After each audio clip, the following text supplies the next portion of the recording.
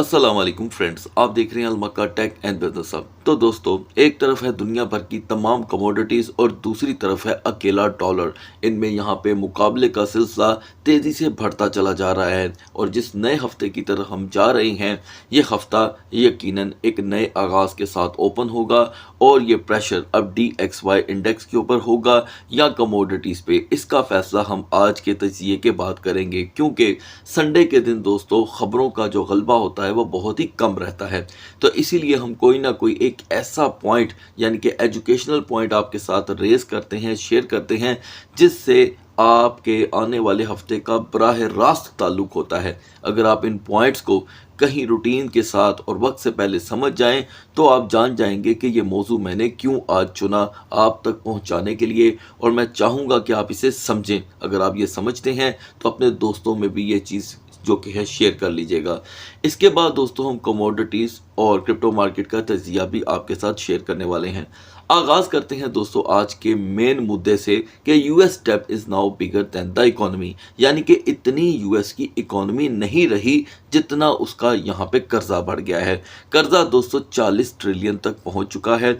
अब हम इस बात को इग्नोर कर रहे हैं, इग्नोर करना बनता भी है, इसलिए कि जब मुझ जैसा स्टूडेंट स्टडी करना स्टार्ट करता है तो पता चलता है एक तरफ 40 ट्रिलियन कर्जा है, ठीक है, और दूसरी तरफ DXY इंडेक्स कैसे मजबूत होता चला जा रहा है।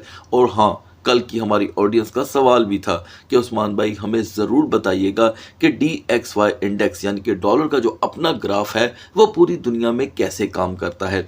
तो दोस्तों वो भी मैं आपको यहाँ पर बताने वाला हूँ, लेकिन ज़रा इसके ऊपर नज़र दोहरा लेते हैं कि किस तरह एक कर्ज में डूबा हुआ मुल्क 40 ट्रिलियन का कर्जा, ये मैं नहीं कह रहा दोस्तों, जा कर के प्लीज़ गूगल कर लीजिएगा, स्टैट चेक कर लीजिएगा। अगर मैं गलत हूँ तो कमेंट्स में ज़रूर बताइएगा, मेरी गलती भी आप ज़रूर निकाल सकते हैं ताकि मुझे भी मज़ीद सीखने का मौका मिले। तो यहाँ पर दोस्तों कहा यह जा रहा है कि this is not real problem. ऐसा कैसे हो सकता है कि वो कंट्री जो 40 ट्रिलियन के कर्जे में डूबा हो और वो इस वक्त जो कि है मुफाहमत पॉलिसी में भी ना आए और गल्फ में जो टेंशन बढ़ रही है उसको लेकर भी उनके फैसलों में किसी किस्म की भी कोई नरमी दिखाई ना दे। तो दोस्तों ऐसे में उनके गोल्ड रिजर्व के ऊपर भी उंगली उठे, यानी कि जितना गोल्ड आज तक यूएस होल्ड करके बैठा हुआ था उसके ऊपर भी बात उठे। तो ये चीज़ें सारी समझने से ताल्लुक़ रखती हैं। अब यहाँ पर दोस्तों अगर हम सिर्फ एक तरफा बात करें कि यील्ड की जो अब तक की परफॉर्मेंस है वो आसमान को छू रही है, यानी कि जो सालाना मुनाफे होते हैं, 30 साला मुनाफे होते हैं, उसके मुताबिक इस वक्त जो यूएस डॉलर है वो तो पीक पे पहुंच गया है। हर दूसरी रिपोर्ट हमें यहाँ पर दोस्तों नेगेटिव देखने को मिलती है। मैं वीकली आपके साथ तमाम डाटा शेयर करता हूँ, बावजूद इसके इस डेब्ट के बारे में कोई बात ही करना नहीं चाहता। लेकिन हमें यह मालूम है कि साल 2025 के आगाज़ में 24 के मिड में यूएस के 3 और 2 अलहदा करके 5 बैंक यानी कि यहाँ पर बैंकरप्ट हुए। यानी कि इस 1.5 साल के अरसे में जिसका मैंने नाम लिया है, इसमें 5 बैंक जो थे वो बैंकरप्ट हुए, जिसका नतीजे में हमने देखा कि पास्ट में कमोडिटी स्ट्रॉन्ग हुई, खास करके वो कमोडिटी जिन्हें हम धात बोलते हैं, पीली धात यानी कि गोल्ड, सिल्वर, इनके प्राइसेस में हमें इजाफा देखने को मिला। अब यहाँ पर सूरत हाल वैसी नहीं रही। सवाल ये पैदा होता है कि DXY यहाँ पे स्ट्रॉन्ग क्यों होता चला जा रहा है। उसके पीछे दोस्तों पहले भी मैंने आपको एक वजह बताई थी कि एतमाद, जब एतमाद टूटता है तो ये चीज़ें भी टूटती हैं। और आपके साथ एक मशहूर स्टेटमेंट मैंने शेयर की थी चचा की कि जब ये 96.50 और 96.30 पे पहुंच गया था तो उनसे किसी ने पूछा प्रेस कॉन्फ्रेंस में कि ये क्या हो रहा है, डॉलर इतना कमज़ोर क्यों हो रहा है, तो उन्होंने कहा इट्स वर्किंग वेल, ये बिल्कुल ठीक चल रहा है। तो ये बात आपको अभी तक याद होगी, याद हो तो कमेंट सेक्शन में ज़रूर बताइएगा। उसके बाद दोस्तों GDP की रिपोर्ट भी कुछ अच्छी नहीं आई, ठीक है, और आप जानते हैं कि तमाम तर CPI PPI जो हमें 28 फरवरी के बाद मिल रही हैं उनका भी अगर इम्पैक्ट आ रहा है तो इन्फ्लेशन उस मुताबिक अभी भी नहीं बढ़ी। अभी भी लास्ट CPI के मुताबिक इन्फ्लेशन तो 3.8 पे है। जब इतने ही हालात बुरे हैं दोस्तों, तो फिर यहाँ पर आपको उस तरह का बिहेवियर या पॉलिसीज़ क्यों देखने को नहीं मिल रही। अलबत्ता सिर्फ बातों की हद तक जो अभी तक तब्दीलियाँ आई हैं वो यही है कि केवल वॉश को यहाँ पर सेलेक्ट कर लिया गया है।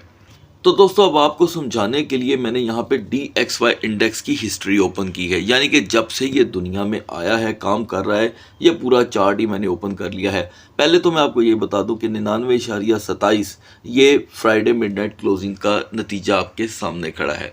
अब आते हैं दोस्तों हम एक रिकॉर्ड लेकर आपके सामने, और ये रिकॉर्ड ज़रा समझने से ताल्लुक़ रखता है, ठीक है जी। मेरे ख्याल से पिछले 25 साल रिकॉर्ड को ही डिस्कस कर लिया जाए तो काफ़ी है, और पीछे जाएंगे तो फिर आप पीछे चले जाएंगे, लेकिन खैर ये तकरीबन 25 नहीं, ये 36 साल रिकॉर्ड मैं आपके साथ शेयर कर रहा हूँ, ठीक है। अब यहाँ पर हम देख रहे हैं दोस्तों के ग्राफ को ज़रा गौर से देखें कि 125 से लेके इंडेक्स की जो एवरेज है, जो आज 99.27 पे है, ये 75 तक गिर चुकी है पास्ट के अंदर। ये देखें 75 नियर टू 123, स्टार्टिंग फ्रॉम 125। अब सवाल ये पैदा होता है कि एक चीज़ जिसकी कीमत 100 रुपया है वो 125 की कैसे बिक गई। मैं बताता हूँ। जब दुनिया में एक टाइम पे हालात ख़राब हुए थे, नई पॉलिसी आई थी और डॉलर को यहाँ पर सब कंट्रीज़ ने मुत्तफिक होकर ये फैसला किया कि अब इसी को ही हम एनर्जी और तक़वियत देंगे, तो उसमें जब अचानक से इसकी सेल बढ़ी, पजीराई बढ़ी, लोगों ने इसे पसंद किया, तो इतना प्रेशर आया कि प्रिंट करने के लिए टाइम नहीं था दोस्तों, ठीक है। और जितना भी मार्केट में था मौजूद डॉलर, उसकी वैल्यू बढ़ गई। तो वो क्या हुआ कि 100 की चीज़ 125 में बिकना शुरू हो गई। लेकिन जैसे जैसे उसका डेप्थ थोड़ा सा जो कम हुआ, दुनिया में उसकी शाखें बढ़ी, अब हर मुल्क में पहुंच गया वो, छपाई बढ़ गई, प्रिंटिंग ज़्यादा हो गई, इतनी प्रिंटिंग हुई कि शायद कह रहा हूँ कि इस वक्त इनके पास भी थोड़ा बहुत रिकॉर्ड में उतार चढ़ाव आपको देखने को मिल जाए। इतना बड़ा नहीं, लेकिन थोड़ा बहुत मिल सकता है। अब इसके बाद दोबारा कभी डॉलर 125 पे नहीं गया दोस्तों। ये देखें, ये एक बड़ा गैप है, और कई दफ़ा यहाँ पे मार्केट ने 100 को ब्रेक किया। अब सोचना क्या है, ये 100 है दोस्तों, ठीक है। तो 100 को कई दफ़ा मार्केट ने ब्रेक किया हुआ है। अब सवाल ये पैदा होता है कि इसको डिसाइड किसने किया था। तो दोस्तों दुनिया के जो 5 से 8 बड़े तरक्की याफ्ता ममालिक हैं, उन्होंने ही मिलके इसको डिसाइड किया था कि इसी में ही तजारत होगी। तो जब इसी में ही तजारत होगी, और जो इसको इशू करता है, और अल्लाह ना करे आप दुनिया के किसी पहाड़ों में भी अगर आप रहते हैं, तो आपका $1 अगर फट जाता है, या आप नया लेना चाहते हैं या एक्सचेंज करना चाहते हैं, तो ज़ाहिरी बात है आप किसी से भी उसका मुतबादल नहीं ले सकते सिवाय उनसे जिनकी ये प्रोडक्ट है। तो आप यहाँ पर बराह रास्त उन्हीं के साथ कनेक्टेड हो गए। अब समझने का मकसद ये है कि यहाँ पर हम बेसिकली एक ही चीज़ की लाइन के पीछे लग गए, जिसके स्ट्रॉन्ग होने के तमाम असबाब यहाँ पर मौजूद थे। और फिर जब आप परचेजिंग करते हैं, तो इवन के चाहे वो वेबसाइट किसी भी कंट्री की हो, वहाँ पर ऑप्शन आपको इसी की मिलती है। इसी ऑप्शन की वजह से इसकी पजीराई बढ़ी, और अब ये जो एरा स्टार्ट हुआ है, इसमें पजीराई हो रही है कम, लेकिन वक्त के साथ साथ इतनी इसे तेज़ी कंसीडर किया जा रहा है, जैसे कि खुद चाइना के कल असासे आपको बताए गए कि 65% अगर वो डॉलर में थे, तो अब वो 55% पे आ चुके हैं। 10% की ये कमी कोई नॉर्मल कमी कंसीडर नहीं की जाती। तो यहाँ पे दोस्तों फ़िलहाल ये जो DXY है, इसका कमज़ोर होना इस बात को जाहिर करता है कि दुनिया इसमें से अब निकल रही है, और इसका मजबूत होना ये साबित करता है कि पैनिक की शक्ल में आज भी लोग इसके ऊपर यकीन करते हैं, और वो समझते हैं कि हालात कोई भी हों, हमारा ये कैश हो जाएगा। लेकिन वो ये नहीं जानते कि डॉलर रिज़र्व की बैग पे डेफिनेटली गोल्ड का मौजूद होना भी बड़ा ज़रूरी है 1971 के एक मुआहदे के तहत। अगर ऐसा नहीं होगा तो आप गलत साइड पे जा रहे हैं। तो लिहाजा दोस्तों इस जो वाक़यात को हमने फेस किया है गल्फ़ टेंशन में, यहाँ पर थोड़ी देर के लिए ही सही, लेकिन डॉलर की वैल्यू बढ़ी है। जानना समझना ये ज़रूरी है कि ये सूरत हाल बिगड़ने से पहले इसका जो इंडेक्स था वो 96.50 से भी गिर चुका था, ठीक है। और अब इसका इन हालात में मजबूत होना बाकी चीज़ों को वक्ती तौर के लिए करता है कमज़ोर। तो ये समझना ज़रूरी हो चुका है दोस्तों बहुत ही ज़्यादा कि जब इसकी तवज्जो कम होगी, तो उस वक़्त मार्केटों का क्या हाल होगा, और कौन सी चीज़ यहाँ पे एकदम से जो है अपनी ग्रिप मजबूत कर सकती है। अब बात कर लेते हैं दोस्तों आने वाले हफ्ते के डाटास के बारे में। इसे हम ज़रा आज जल्दी निपटा देंगे, क्योंकि डाटास इस हफ्ते में बहुत कम हैं। ऐसा बहुत ही रेयर होता है, लेकिन ऐसा ही है। 18 मई को हफ्ता अपना आगाज़ करने जा रहा है दोस्तों। यहाँ पर एक फेड के एक पर्सन है, नोट चेयरमैन, चेयरपर्सन है, उनकी एक नॉर्मल सी एक रिमार्क्स मीटिंग होगी। फिर आ जाते हैं मंगल के दिन, उसके ये ज़रा थोड़ा सा अहम डाटा होगा, पेंडिंग होम सेल्स की रिपोर्ट आएगी दोस्तों। बुध की तरफ चलते हैं, फेड के मिनट्स हैं, ये ज़रा नोट कर लीजिएगा, क्योंकि एफओएमसी की मीटिंग को बड़ी दुनिया एक मुद्दत तक यही समझती रही कि फेड मीटिंग, फेड मिनट्स और फेड स्पीच एक ही होती है। बिल्कुल नहीं, लिहाजा बुध वाला दिन अहम होगा। मिनट्स ऑफ फेड में एफओएमसी मीटिंग में दोस्तों यहाँ पर बड़ी बड़ी चीज़ें सुनने को मिल सकती हैं और उसी से ही मार्केट जो है जो बेरिश और बुलिश का अंदाज़ा लगाती है। जुमेरात पे आ जाते हैं दोस्तों, यानी कि बुध कंफर्म ऐसा दिन हो गया जब वॉलेटिलिटी रहेगी। जुमेरात इनिशियल जॉबलेस क्लेम है दोस्तों, इसमें बड़ी बड़ी अपडेट्स होंगी और लास्ट फिर आ जाएंगे हम जुमे के दिन और यहाँ पर आएगी फाइनल रिपोर्ट कंज्यूमर सेंटीमेंट्स की। इससे क्या होता है, ये बड़ी अहम रिपोर्ट है कि कंज्यूमर क्या सोच रहा है। ठीक है जी, अब ये कोई समझ लें छांगा मांगा कंट्री तो है नहीं जो सोचे ना, तो लिहाजा ये सोचेंगे कि यहाँ पे यूएस की लीडिंग इकोनॉमी के इंडिकेटर्स जा किधर रहे हैं। तो लिहाजा दोस्तों ये बड़ी अहमियत रखेगी आने वाले दिनों में और यहाँ पर इंडेक्स के ऊपर तवज्जो आपकी रहनी चाहिए। बढ़ते हैं मार्केट की तरफ। Guys now we are in the market और कैपिटलाइजेशन में कमी का सिलसिला जारी है। डोमिनेंस में 0.10% की कमी और बीटीसी जी कैश इस वक्त टॉप ट्रेंडिंग की लिस्ट से निकल गए हैं। तो दोस्तों आगाज़ कर लेते हैं बीटीसी से। बीटीसी का यहाँ पे दोस्तों जो वॉल्यूम है वो तेज़ी से फॉल कर रहा है और सपोर्ट कहीं मिल नहीं रही।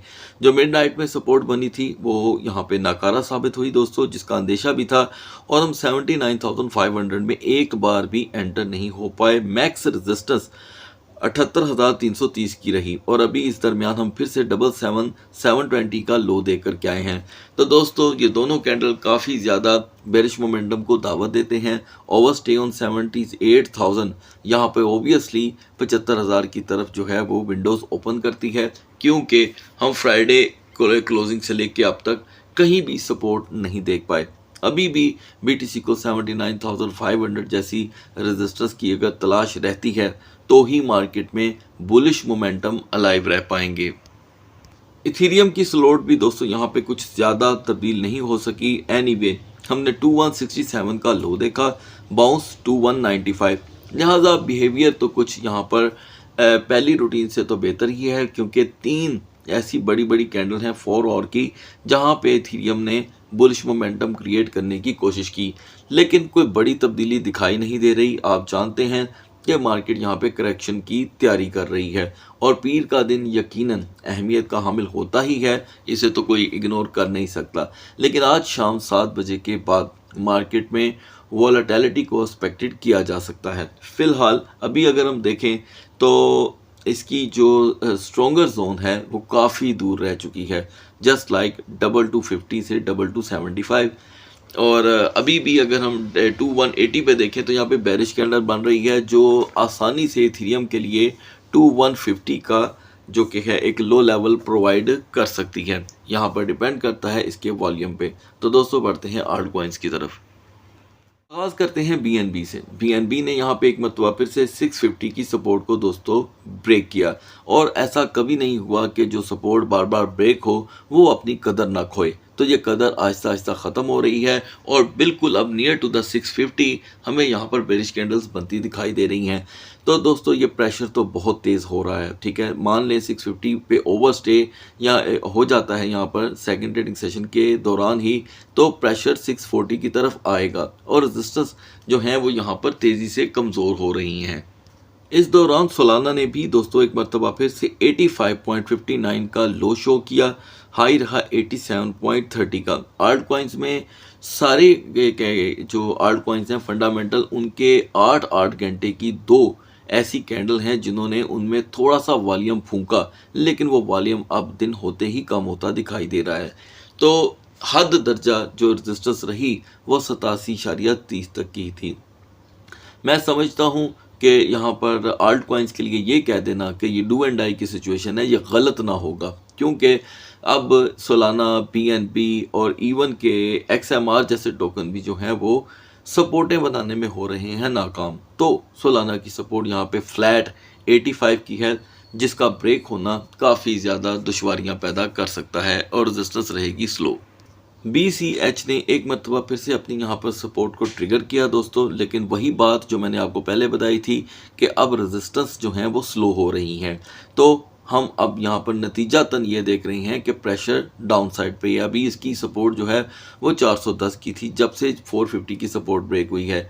410 का यहाँ पर BCH के लिए ब्रेक होना नॉर्मली 402 401 के लिए यहाँ पर रास्ता करता है आसान, और रेजिस्टेंस तो ये होगी कि ये अपने खोए हुए लेवल को ही हासिल कर ले, जस्ट लाइक 418। Zcash ने यहाँ पे दोस्तों थोड़ी सी रिकवरी शो की है, लेकिन ये इतनी भी मुस्तरद नहीं है। अलबत्ता 495 पे जिन दोस्तों ने मार्केट को तवज्जो दी थी उनको कम से कम 522 का हाई देखने को मिल गया, और अभी भी ऐसे हालात में Zcash के ऊपर और इसकी सपोर्ट पे यकीन नहीं किया जा सकता।